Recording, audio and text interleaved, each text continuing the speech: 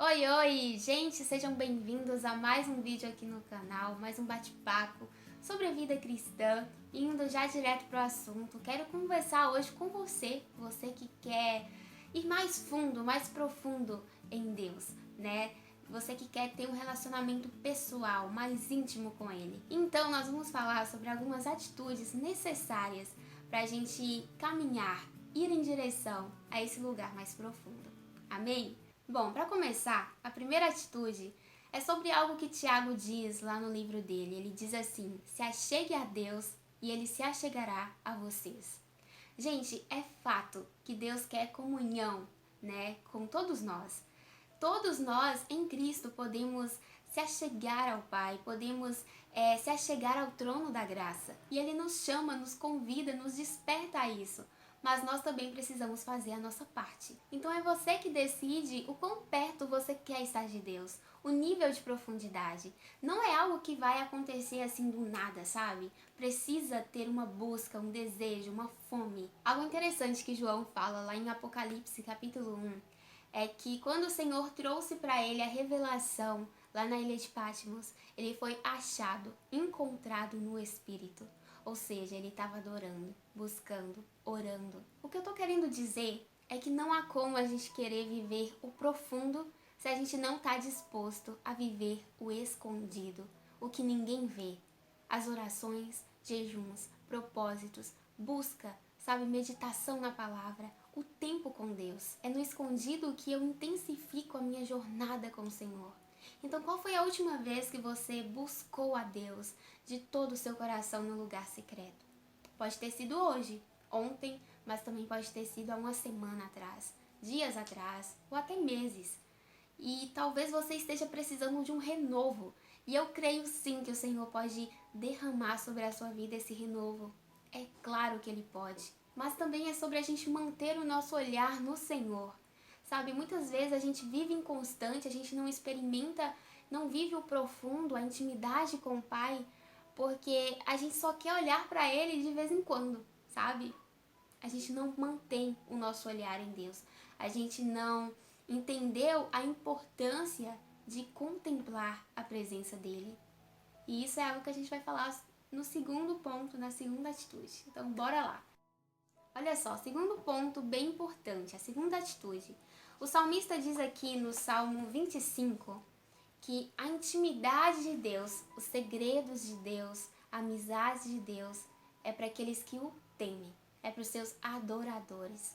E tem algo muito interessante que o salmista fala aqui no próximo verso. Ele diz assim: se eu mantiver os olhos no eterno, não tropeçarei nos próprios pés. Aqui o salmista está falando sobre contemplação, sabe? Eu vou manter o meu olhar continuamente em Deus. Sabe, eu vou contemplar a sua vontade, a sua beleza, quem Ele é. À medida que eu vou contemplando o Senhor, eu também vou sendo transformada através da glória dEle. À medida que eu o contemplo, eu também o conheço. E esse conhecer faz com que sejamos levantados, fundamentados na palavra. Porque ao contrário disso, a falta de conhecimento destrói. O que o Senhor disse? O meu povo está perecendo, está sendo destruído, está sendo enganado, desfeito por falta de conhecimento. Sabe, tudo muda quando nós damos o passo e temos a consciência do nosso maior propósito, que é amar, conhecer o Senhor, priorizar o nosso relacionamento com Ele. A questão não é só eu crer que existe um Deus em algum lugar, sabe? E correr para Ele quando as coisas ficarem difíceis, quando eu precisar. Olhar para Ele de vez em quando. Não, é sobre não tirar o olhar de Deus. E bom, a terceira atitude, ainda falando sobre esse manter o olhar em Deus, a gente vai falar sobre algo que Paulo diz lá em Filipenses capítulo 3. Eu não vou abrir aqui, mas ele diz assim: que esquecendo das coisas que ficaram para trás, as coisas passadas, ele prossegue, ele avança para aquelas que estão adiante. Ele avança olhando para a eternidade, olhando para o alvo, olhando para Jesus. Quando o nosso olhar está em Jesus, a gente consegue avançar, a gente consegue caminhar, a gente consegue sair do lugar. Às vezes a gente não vive o novo, o profundo, porque a gente ainda está ligado a coisas passadas, sabe? A coisas que precisam ficar lá atrás. Ou seja, existem bagagens do passado que eu não preciso mais carregar. Tem fardos que são pesados e que não pertencem mais a mim. O pecado que um dia me dominou não me domina mais. Quanto mais o nosso olhar estiver no alvo, mais a gente perde interesse pelo que já se foi. É igual aquela música do Diante do Trono, eu acho, Me Ama, diz assim: não tenho tempo para perder com ressentimentos quando penso que Deus me ama. É libertador quando nós entendemos isso. Sabe aquela passagem de Neemias, que fala que Neemias estava reconstruindo os muros de Jerusalém? E daí quando os inimigos ficam sabendo, né, que os muros iam ser levantados, não haveria mais nenhuma brecha, eles começam a incomodar Neemias, né, chamar a atenção de Neemias, tentar parar aquela obra. Só que Neemias manteve o seu foco, sabe? O foco naquela missão. E daí ele falou para os inimigos: por que eu vou interromper o que eu estou fazendo para dar atenção para vocês? O que eu estou querendo dizer é: não deixe de olhar para o alvo, não deixe de olhar para Jesus, para dar atenção para coisas que querem te parar, te deixar no mesmo lugar. O que Jesus te diz é: o meu olhar está sobre você e é o meu olhar que importa. Por isso, permaneça olhando para mim. E a quarta atitude: seja corajoso, seja corajosa, confie na vontade e nos caminhos do Senhor. Porque às vezes o que nos impede de ir a um nível mais fundo é o medo. Sabe, a gente está no raso e está pensando se vale a pena ir mais fundo. Será que eu vou conseguir? Será que vai dar certo? Como é que vai ser?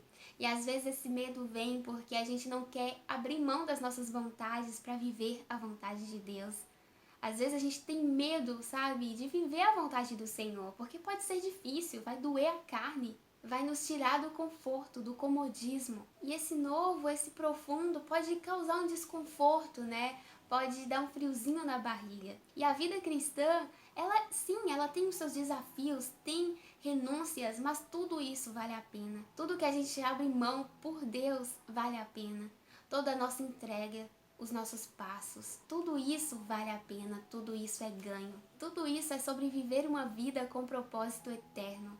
Porque não é só aqui, não é só essa vida, não é sobre as minhas vontades, é sobre algo mais profundo. E a alegria do cristão é isso, sabe? É ver as suas vontades sendo esmagadas e a vontade do Senhor prevalecendo. E por último, mas não menos importante, na verdade o mais importante, é que tudo isso só é possível, só acontece com a ajuda do Espírito Santo. É Ele que nos capacita, nos sustenta, nos guia ao profundo. Somente Ele pode nos revelar o coração do Pai. Então, o mais importante, coloque a sua dependência total no amigo ajudador, o Espírito Santo de Deus. E é isso, gente, mas para finalizar, eu quero ler com vocês uma passagem que está aqui no Salmo 42, que diz assim: assim como a corça suspira pelas correntes das águas, assim por ti, ó Deus, suspira a minha alma. A minha alma tem sede de Deus, do Deus vivo. Que essas palavras possam ser reais para todos nós, sabe? É sobre isso. É sobre a gente ter sede de Deus. É sobre a gente ter esse desejo, buscar essa satisfação no Criador. É sobre não se contentar com algumas mergulhadinhas rasas em meio a um oceano. Então, seja cheio de Deus, transborde. E isso é tão real, é tão possível, é tão incrível.